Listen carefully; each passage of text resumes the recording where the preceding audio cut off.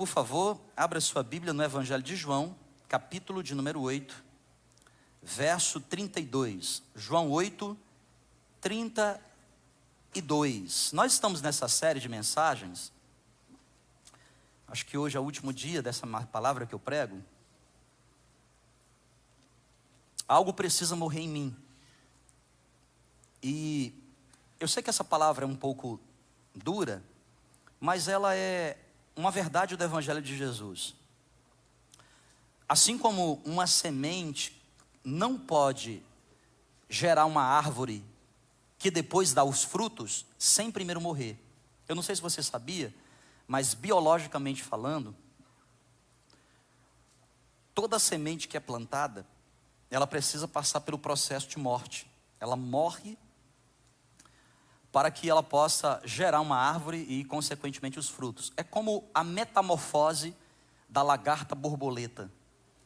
Não dá para ter asas, não dá para voar, continuará sempre rastejando se a lagarta não morrer. E a Bíblia também nos ensina que se com Cristo morrermos, com Ele também seremos ressuscitados. Não é só sobre ressuscitar para a vida eterna, não é só sobre ressurreição real e vindoura, porque Jesus diz, aliás, no enterro de Lázaro, ele diz: Maria, não se preocupe, eu sou a ressurreição e a vida. Quem crê em mim, ainda que morra, viverá. Mas além dessa literalidade, de que um dia seremos ressuscitados, todos nós, inevitavelmente, passaremos pela morte, mas a morte já não é mais um fantasma para a gente, já não pode mais nos assustar. Tragada foi a morte pela vitória. Agora, a morte para a gente é uma passagem, é o começo de uma nova história, porque vida eterna teremos em Jesus. Quem crê nessa verdade, diga amém. Entretanto, essa linguagem que é literal, ainda que morra, um dia viverá, ela também é figurativa, porque ela transmite o que Jesus quer trazer para a nossa vida nos dias de hoje. Jesus disse que o diabo veio para matar, roubar e destruir, mas ele veio desfazer as obras do inferno e nos dá vida enquanto estamos aqui, e vida abundante. Eu creio nessa vida abundante. Em outras palavras, é uma antecipação dos céus, uma antecipação dos... Seu casamento não precisa ser um inferno, sua vida financeira não precisa ser um inferno, sua vida pessoal não precisa ser um inferno, sua profissão não precisa ser um inferno. É possível viver o céu nessas áreas ainda aqui na terra. Essa é a ideia. Entretanto, para você viver, é necessário algumas coisas morrerem.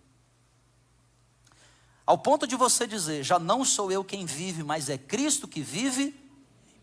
E esse viver que agora vivo na carne, eu não vivo mais para mim mesmo, eu vivo para a glória do Filho de Deus.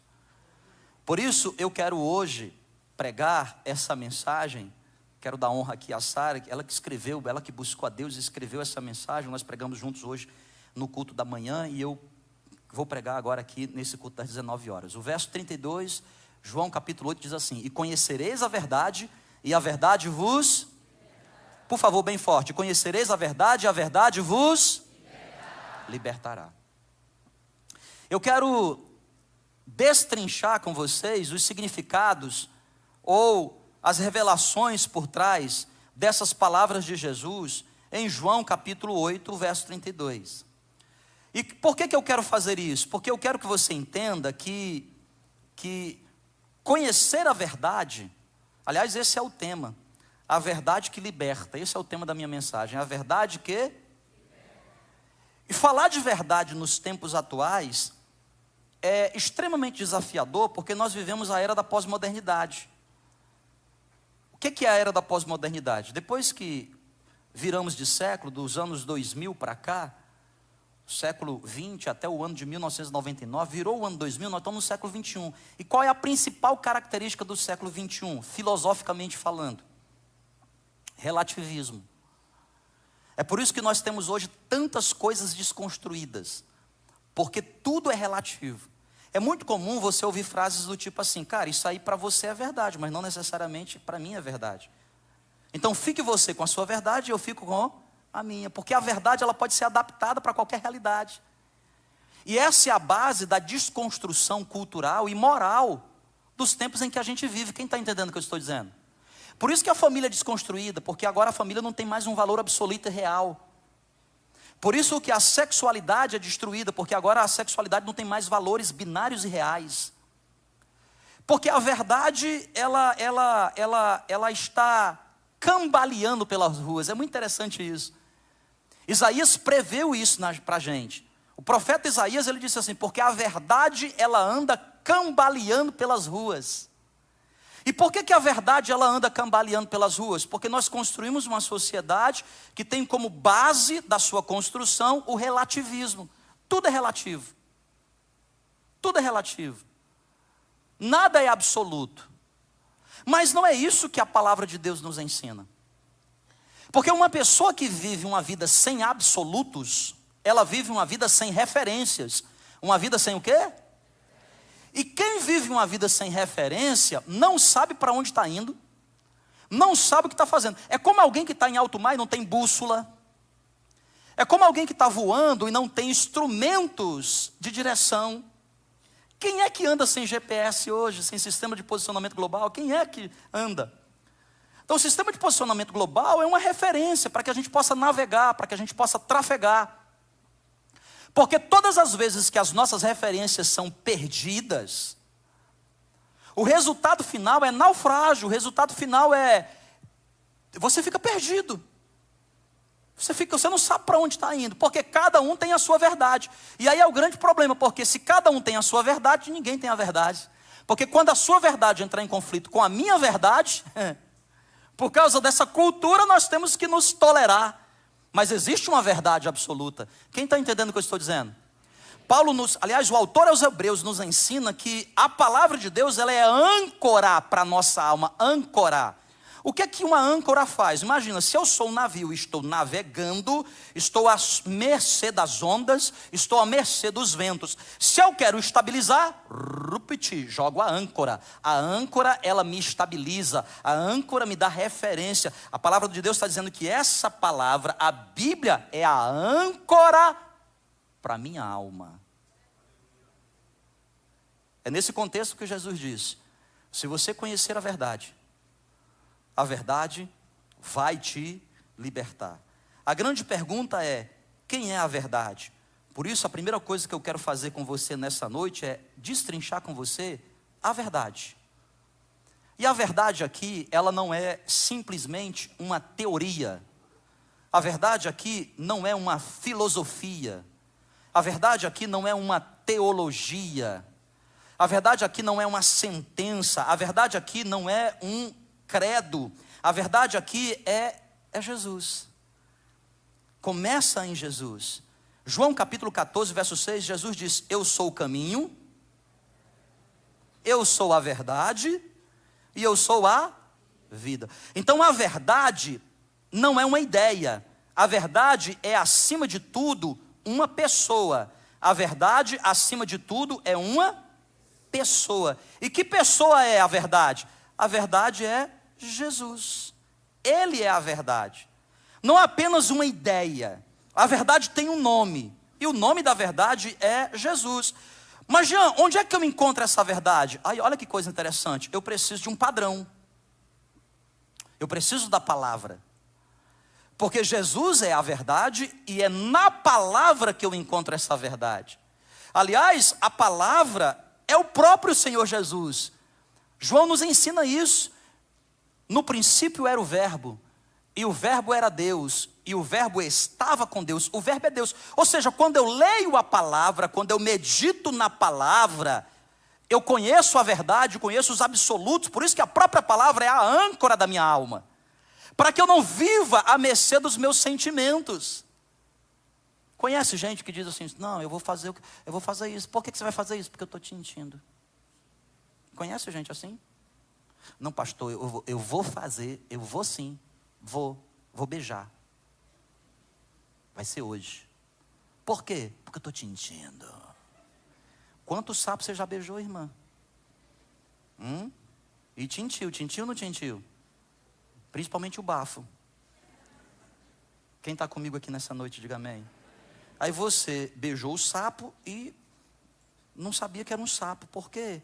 Você não sabia que era um sapo, porque você não consultou a verdade.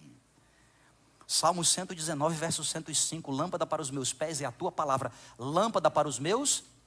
Eu estava falando aqui agora há pouco, olha que analogia. Eu não sei vocês, mas eu já vivi, eu já fui em lugares que não tem energia elétrica. Já fui em lugares assim? Na minha adolescência eu ia para o interior da minha avó e lá não tinha energia elétrica. Portanto, tudo era escuro. Ou então quando a gente vai aqui na igreja, no monte, tem um monte aqui na cidade que a gente vai lá orar, vai de madrugada. Gente do céu, como é que sobe um monte num dia nublado, não tem lua, não tem luz, você precisa de uma quê? E o que é que ela faz? Ela ilumina, ela faz o quê? Agora, por favor, vocês estão comigo aqui, gente, amém? Faz sentido eu andar com a lanterna assim, ó? Faz sentido? Faz sentido? Não, porque ela está iluminando para onde eu não estou indo. Agora, olha que coisa interessante. Lâmpada para os meus pés é a tua palavra. Escuta, presta atenção. A verdade é Jesus e é na palavra que eu encontro a verdade. Em outras palavras, eu estou dizendo para você o seguinte: coloca a palavra, coloca o guia, coloca Jesus à tua frente. Por isso, Salmo 37 diz assim: entrega o teu caminho, entrega as tuas decisões. Não entrega somente o destino, entrega as tuas decisões à luz da palavra. Faz com que ela ilumine. Eu quero entrar num relacionamento, deixa eu ver se isso tem padrão de Deus. Eu quero fazer um negócio, deixa eu ver se isso tem padrão de Deus. Eu estou pensando em mudar de cidade, deixa eu ver se tem padrão de Deus. Eu estou pensando deixa eu ver a luz da palavra, porque senão você vai ficar à mercê dos seus sentimentos. Jeremias 17:9, enganoso é o coração do homem mais do que todas as coisas, quem o conhecerá? Se eu quero que Cristo viva em mim, é necessário que eu conheça a verdade, e a verdade é a sua palavra. Salmo capítulo 1, bem-aventurado o homem que não anda no conselho dos ímpios, não se assenta na roda dos escarnecedores, antes o seu prazer está na lei e na sua lei medita. Irmão, você sabe o que significa meditar? A palavra meditar, ela tem origem numa palavra que em português nós traduzimos por imaginar. Qual é a expressão? Então quando você lê a palavra, você pode ler assim, ó, leio: o Senhor é meu pastor e nada me faltará. Leu. Agora o que é meditar? O Senhor é meu pastor. Você começa a imaginar. Você se coloca como se fosse uma ovelha, num pasto. E Jesus é o teu pastor, e Ele vai te conduzir para águas tranquilas, para pastos verdejantes. Meditar, na sua lei medita de dia e de noite. O meu povo perece por falta de conhecimento. Sabe qual é o maior instrumento da nossa derrota? Não conhecer a verdade, que é a palavra. Mateus capítulo 11, errais não conhecendo as escrituras, nem o poder de Deus. A verdade é Jesus, e é na palavra que eu encontro a verdade. A pergunta que eu te faço é: quanto tempo você tem dedicado do seu dia para ler a palavra? Tem gente que é cristão e passou o domingo inteiro sem ler a palavra. Ele acabou de ler aqui o versículo que eu coloquei, e nem repetiu direito o que eu pedi, hein? E conhecereis a verdade vos libertará. E ele estava só. Como é que você vai avançar? Outra coisa importante que eu quero falar para vocês aqui, sobre liberdade. Conhecereis a verdade e a verdade vos libertará. Liberdade. Vocês estão comigo aqui ainda, gente? Amém? Olha, pensa num conceito errado que a gente tem de liberdade. Porque para nós, o que é liberdade? Para nós, liberdade é esse conceito cultural que a gente tem da nossa sociedade. De um modo geral, o mundo afora. De um modo geral, o que é que as pessoas dizem ser liberdade? Liberdade é fazer o que eu quero fazer. Liberdade é fazer o que me dá vontade de fazer. Agora, presta atenção. Tudo que a gente tem vontade de fazer é bom para a gente? Sim ou não? Não é. Então, liberdade, à luz das Escrituras, não é fazer o que eu tenho vontade de fazer. Aqui tem um problema conceitual que eu quero te ajudar hoje aqui. Jean, então o que é que significa liberdade à luz da palavra? Liberdade é você ter domínio próprio o suficiente para você dizer não àquilo que você sabe que te prejudica. Isso é liberdade. Então, liberdade, ao invés de ser essa definição, eu sou livre para fazer o que eu quero fazer, à luz da palavra liberdade, sou eu me prender, me podar, me autodisciplinar E eu me autodisciplino porque eu tenho um propósito e um projeto de vida maior. Quem está entendendo o que eu estou dizendo? Por exemplo, uma pessoa que não se autodisciplina e come o que quer. Onde é que isso vai dar, hein, gente? Você não tem disciplina para comer açúcar. Ai não, pastor, eu vim hoje para ouvir a palavra, não quero saber do açúcar. Mas eu vou dizer um negócio para você, você não controla o que come, você controla mais o quê? Um ser humano que não controla o que come, não controla mais nada. Sabia disso? Por isso que jejum na Bíblia não é sobre ausência, é sobre domínio próprio. A palavra do Senhor nos ensina assim: nós colocamos freios na boca do cavalo. Por que a gente coloca freio na boca do cavalo? Porque a gente quer controlá-lo, guiá-lo. É a ideia que a Bíblia está nos passando. Diz assim, ó, presta atenção, jejum é sobre você aprender a ter controle sobre aquilo que você come. Porque se você não controla, você não tem domínio próprio para dizer assim, hoje eu não vou comer essa pizza. Não, irmão, o Tambaqui está fora desse projeto porque ele já é a pós-graduação do domínio próprio. Nós estamos ainda na 5ª série. Vocês estão comigo, gente? Amém? Então repete assim comigo, diga assim: liberdade não é sobre fazer o que quero. Liberdade é sobre domínio próprio. Quem está entendendo? Porque a pessoa, por exemplo, ela diz assim, ó, escute, presta atenção. Jean, eu sou cristão, mas eu faço o que eu quero. Eu tomo até umas.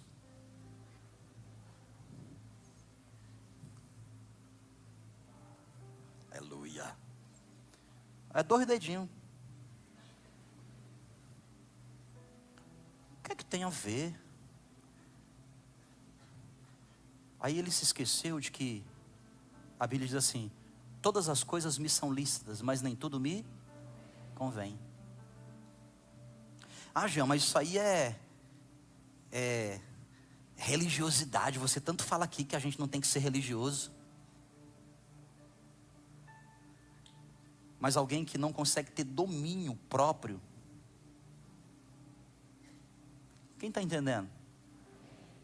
Ela vê um negócio espumando. E ela fala, rapaz, Jesus amado, não vou resistir. Porque ela não tem domínio próprio. E é muito interessante isso, veja só. Eu não sei se você sabia sobre essa questão de álcool, né? Estudos demonstram que mais de 90% das vezes que a gente consome isso, só é prejudicial para a nossa saúde. Só é o quê? Outra coisa interessante. Você já teve assim, você vê uma pessoa num bar, tomando umas. Qual é a impressão que você tem? Você diz assim, nossa, que homem de caráter está ali. E é isso que você pensa? Rapaz, um homem de Deus. É assim que você pensa, não? Ou então, quando você vai, por exemplo, numa festa. Você vai numa festa. Eu não sei porque eu estou falando isso no domingo à noite, porque geralmente é o pessoal de outros cultos que faz isso. Mas já que Deus está me falando aqui, eu vou continuar. Você vai numa festa, você diz assim, nossa, eu vou aqui numa festa, num bar, encontrar com as meninas, ver se eu acho alguém lá para eu casar. Não é assim, bem lógico, né? Você vai lá com outras intenções. Aleluia. E as irmãs que vai lá também, tudo perigóspel.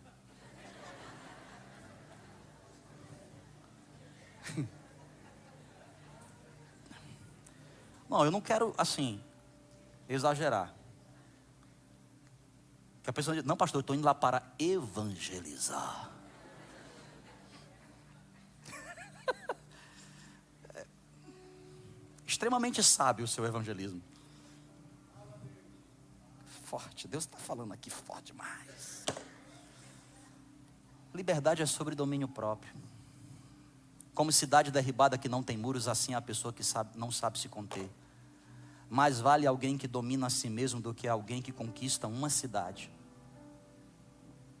Os maiores problemas da nossa vida não têm a ver com o diabo, tem a ver com o nosso domínio próprio. Aliás, o domínio próprio é o último gomo desse fruto do Espírito que começa com amor. Amor, alegria, paz, bondade. Tudo isso aqui é mais fácil. Amar é muito mais fácil amar. Ser bondoso, ter paz, fidelidade, tudo isso aqui. Aí vai aumentando. O último elemento é domínio próprio. Por que domínio próprio não é fácil? Sim ou não? Porque domínio próprio é fazer o que não tem vontade de fazer quando as pessoas te estimulam a fazer. Aqui que você tem que ter domínio próprio. Domínio próprio está nisso. É aqui que eu consigo me libertar dos vícios. É aqui que eu consigo abandonar as coisas. Conhecereis a verdade é Jesus, a verdade é uma pessoa. Eu encontro essa pessoa na palavra. E é através dessa palavra, encontrando essa pessoa, que eu receberei dela liberdade. E a principal libertação que Jesus quer fazer na nossa vida é nos libertar de nós mesmos. Porque o nosso maior inimigo somos nós. Quantas besteiras você já colheu na vida por causa de falta de domínio próprio? Falou o que não devia, agiu como não devia, reagiu. Porque nos 5 primeiros segundos de raiva, a gente faz as piores besteiras. Faz ou não faz? Fala o que não deve. Compra o que não pode. Ter equilíbrio financeiro. Já disse aqui, tem gente que chega a fatura do cartão de crédito e diz assim: diabo. Ele quer trazer na casa da oração e diz assim: pastor, ora aqui para repreender o devorador. Mas o devorador está lá no topo da fatura, escrito teu nome. Porque você não teve domínio para usar um negócio que é bom. Comprando o que não podia, pagando com o que não tinha, para impressionar quem não conhecia, simplesmente por causa de um vazio. Olha, eu recomendo demais vocês lerem um livro do Tiago Brunet chamado Dinheiro é Emocional. Fantástico esse livro simples. Dinheiro é emocional. Vai te ensinar a ter domínio. E que às vezes você transfere para os seus consumismos vazios que estão na tua alma. E para finalizar nessa noite, vem a nossa parte. A nossa parte é conhecereis. Conhecereis a verdade, e a verdade vos libertará. A verdade é Jesus, a liberdade é você ter domínio próprio. Mas para você ter domínio próprio, conhecendo Jesus, você precisa conhecê-lo. E todo tipo de conhecimento, a base de qualquer tipo de conhecimento se chama tempo. Se chama o quê? Por exemplo, eu quero passar num concurso. Quem gostaria de passar num concurso esse ano aí? Está estudando. Cara, só passa, concorda comigo? A lógica, só passa. Eu até digo aqui, a pessoa vem me procurar: pastor, ora por mim porque eu vou fazer um concurso. A primeira pergunta que eu faço para ela é: estudaste? Porque se ela disser assim: pastor, eu não estudei, eu digo: também não vou orar. Não faz sentido? Sim ou não? Que tipo de oração eu vou fazer para essa pessoa? Para pensar comigo. Senhor, traz à memória o quê? Aí você não está pedindo oração, você está pedindo milagre. Aí essa parte eu faltei no seminário.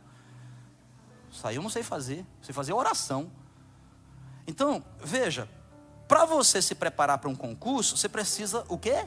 Estudar. E para você estudar, você precisa de quê? Tempo. Você precisa sentar numa cadeira, abrir um livro, tempo.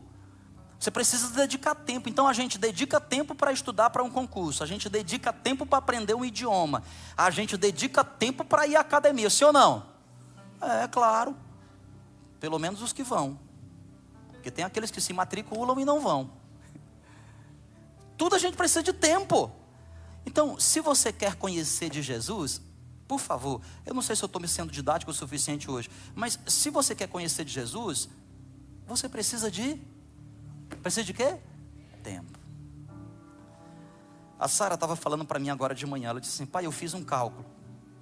O cálculo é 1% do nosso dia, 1% representa cerca de 14 minutos e 25 segundos. 1%. Às vezes nós queremos tudo de Deus, mas nós não somos capazes de entregar para Deus 1% do nosso dia. Quantas vezes você se alimenta espiritualmente de vir à igreja uma vez no domingo? Porque tem gente que só vem domingo, nem quarta vem. E tem gente que só vem domingo, domingo sim, domingo não. E esses que menos vêm, são aqueles que mais olham para o relógio e dizem assim: pastor, já passou do tempo, hein? Estou vendo, não vai terminar não? Mano, eu não sei o que é que você quer, um milagre, porque eu tenho meia hora para te expor a palavra que tu nem lê em casa, nem sabe o que é, duvida dela, quer conhecer Jesus, tudo dele, eu não sei. Como é que eu vou fazer? 1%. Vamos arredondar 15 minutos. A gente não separa 15 minutos por dia. 1%. 99% para a gente, 1%. Não é nem o dízimo do tempo, é 1%. Está aí a casa de oração, ó, aberta todos os dias. O nosso projeto é deixar esse negócio aí aberto 24 horas por dia. Para você não dizer assim, não tenho tempo. Aí eu vou dizer para você, o que faz da meia-noite às 6? Aí você vai dizer, eu durmo. Não dá para acordar 15 minutos. Aí no argumento você vai perder. 15%. Aliás, 15 minutos. 1%. Para você acordar mais cedo e dizer assim, Senhor, eu não sei como será esse dia. Eu tenho tantas decisões importantes. Eu estou tão atribulado. Ou então eu estou tão feliz, Senhor, eu quero apresentar diante do Senhor. E aí você vai ler a palavra que vai te trazer conhecimento da verdade. A verdade que de Gênesis a Apocalipse não é uma filosofia, não é uma teologia, é uma pessoa do começo ao fim, tentando se revelar ao ser humano, Jesus, o Deus encarnado, o Deus Filho, que quer que nós o conheçamos mais, que quer nos conhecer mais. Eu conheço a verdade, e a verdade me liberta. Me liberta de mim mesmo, me liberta dos meus vícios, me liberta das minhas filosofias, dos meus dogmas, me liberta para que eu possa viver verdadeiramente uma vida de liberdade em Jesus. Não é liberdade para fazer o que eu quero, é liberdade para eu ser quem Ele projetou que eu sou. Quantos marmanjão de 40 anos, toda semana eu encontro uma irmã de 40 anos, diz assim, não pastor, porque agora eu quero viver a minha vida. Não viveu quando era mais jovem, quero viver a minha vida. Minha irmã, você já está ladeira abaixo, minha filha. Casada, 2 filhos, 40 anos, eu quero viver a minha vida, porque eu sempre fui presa. Está na hora de você crescer. Vou viver a minha vida. Ou então marmanjão, não, eu vou viver a minha vida. O cara já está ladeira abaixo. Com todo respeito. Ou não, está ladeira abaixo mesmo. O segredo é Jesus, irmão. Tira tempo para Jesus, dedica um tempinho para Jesus, sua vida nunca mais será a mesma. Porque você será livre, verdadeiramente livre.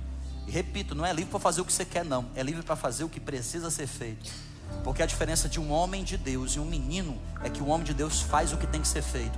A diferença de uma mulher para uma criança é que essa mulher faz o que tem que ser feito. E para fazer o que tem que ser feito, a gente precisa ser disciplinado. Porque se deixar à mercê das nossas vontades, a gente faz o que dá na telha. E toda vez que a gente faz o que dá na telha, a casa cai. Eu oro para que você conheça a verdade, dedique tempo em conhecer a verdade. E a verdade inevitavelmente morará com você e te libertará. Para você viver uma vida plena, abundante, uma antecipação dos céus aqui na terra. Para que o seu casamento, a sua casa, os seus negócios, o seu dinheiro, a sua vida pessoal seja verdadeiramente uns céus. Quem recebe essa palavra aqui em nome de Jesus? Vamos ficar de pé em nome de Jesus?